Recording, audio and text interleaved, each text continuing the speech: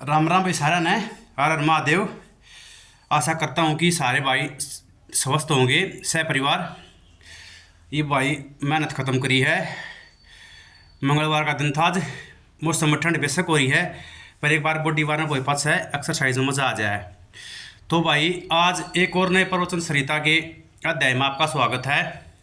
आज हम अपने मन की स्थिति के बारे में चर्चा करेंगे कि हमारे जो मन की स्थिति है ना, मन में जो विचार चल रहे हैं वो सबसे ज़्यादा मैटर करा है। आप जबान तो चाहे सारा दिन जाप करे जाओ, लेकिन जो आपके मन में भीतर जो चल रहा है ना, मन की जो कंडीशन है वो सबसे ज़्यादा मैटर करा है। वो सबसे महत्वपूर्ण है कि आप हमेशा अपने मन में क्या रखते हैं। तो भाई आप वाणी के द्वारा जब शुरू करोगे, धीरे धीरे अभ्यास करोगे, इसका जप का बहुत ज़्यादा महत्व है। आप परमात्मा का वाणी के द्वारा स्मरण करोगे तो बार बार वो हमारे मन में रम जाएगा। लेकिन अपने मन की स्थिति भी हमने परमात्मा की लिए अनुकूल बनानी पड़ेगी, उसमें भी भगवान का नाम बसाना पड़ेगा। मैं एक कहानी के माध्यम से आपने बताऊंगा कि आदमी कितना भी सिद्धि प्राप्त कर ले, कितना ये पहुँचावड़ हो जा, कितना जाप कर ले, लेकिन अगर उसके मन में स्थिति उसकी ठीक नहीं है, मन के विचार ठीक नहीं है, तो भी परमात्मा को पाना संभव है। भाई एक सिद्ध योगी थे, महात्मा थे, बहुत पहुँचे उड़े, और वो बहुत लंबे समय से परमात्मा का स्मरण करते आ रहे थे। परमात्मा के बहुत ज़्यादा प्रेमी थे। लेकिन उसके शामी बिल्कुल सामने एक वेश्या का घर था जो अपना शरीर बेच कर अपना पेट पाला करती, ये मजबूरी थी उसकी। लेकिन वो साधु उसके प्रति घृणा का भाव रखा करता, सारा दिन सोचा करता ये इतने पाप करा है, इसका केरा होगा, इसका केरा होगा। तो भाई बहुत सारे महीने ऐसे बीतते चले गए। एक दिन उसने अपने एक शिष्य को कहा कि उसको बुला कर लियाओ। तो उसने जाके उस महिला को बोला कि गुरुजी आपसे मिलना चाहें। तो महिला आई। गुरुजी ने उसका बहुत ज़्यादा तिरस्कार कराया, बोला कि तेरे पापा के हिसाब होगा, तू इतने पाप ये करन ना करी, इतने बड़े पापा की गठड़ी बांधन ना करी, तेरा ऊपर जा के हिसाब होगा, मतलब बहुत बुरी स्थिति होगी।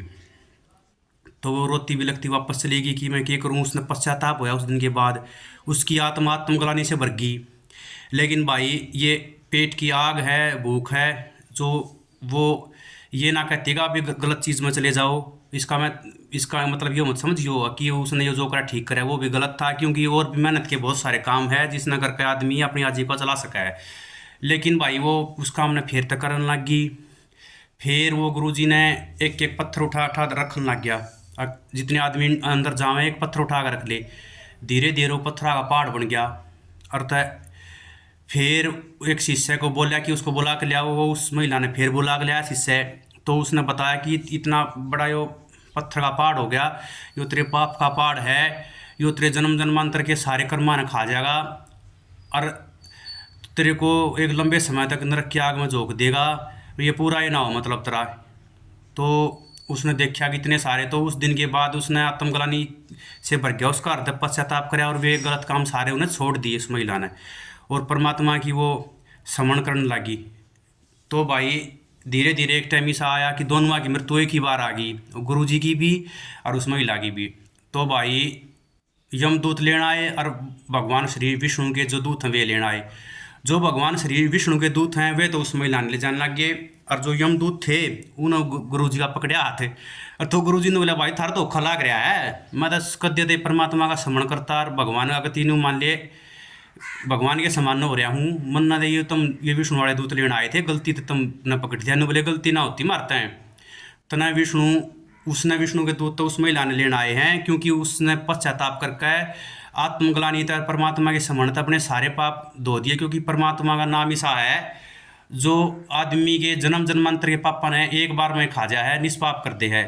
लेकिन जो तन्ने है वो अपने मन में लगातार स्मरण भी करेगा तो, लेकिन तेरी मन की स्थिति थी वो उसके पाप को काउंट कर रही थी, लगातार उसको गिन रही थी, तो तेरा मन उसी में रम गया।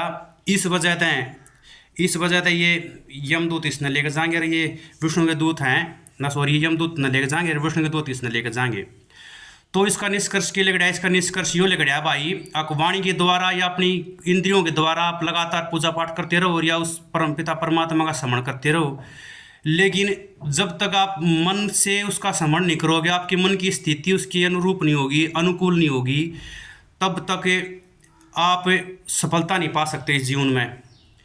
क्योंकि आपने उदाहरण रूप में देखा होगा कि रामायण में इस चीज का वर्णन आया है कि रावण ने वैर के कारण ही अपने मन में राम बसा लिया था। हर समय राम का वो स्मरण करता रहा था, चाहे वैर हो, लेकिन मन में तो राम बसा लिया था।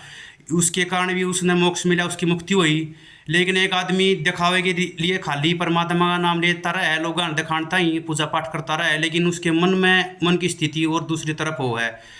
तो कहने का अभिप्राय यो है कि जो हम कर रहे हैं वो हमारे मन में भी होना चाहिए। तो इसका निष्कर्ष ये निकला है, अगर परमात्मा की तरफ हमने जाना है, इस जीवन को सफल बनाना है, तो हमने क्या करना पड़ेगा, अपने मन में भी उस चीज़ को लेके आना पड़ेगा धीरे धीरे अभ्यास के द्वारा। क्योंकि मन की स्थिति सबसे ज़्यादा महत्वपूर्ण है इसमें। आप जन्म जन्मांतर तक लगे रहो, बार बार उस चीज़ ने करे जाओ, आत्म पूजा पाठ करे जाओ, रोज जोत बाड़े जाओ, लेकिन अगर आपकी मन की स्थिति परमात्मा की तरफ नहीं है, आपके मन में भगवान नहीं बसा, तो उस चीज़ का कोई फल नहीं निकलेगा, वो जीरो निकलेगा भाई।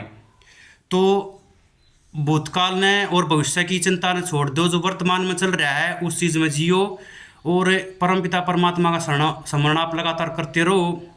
तो भाई आज की इसके लिए इतना ही। प्रवचन सरिता के एक और नए अध्याय में आपसे फिर मुलाकात होगी। तब तक भगवान की कृपा पर बनी रहे, इसी मंगल कामना के साथ जय श्री राम, हर हर महादेव सबने भाई, जय श्री राम।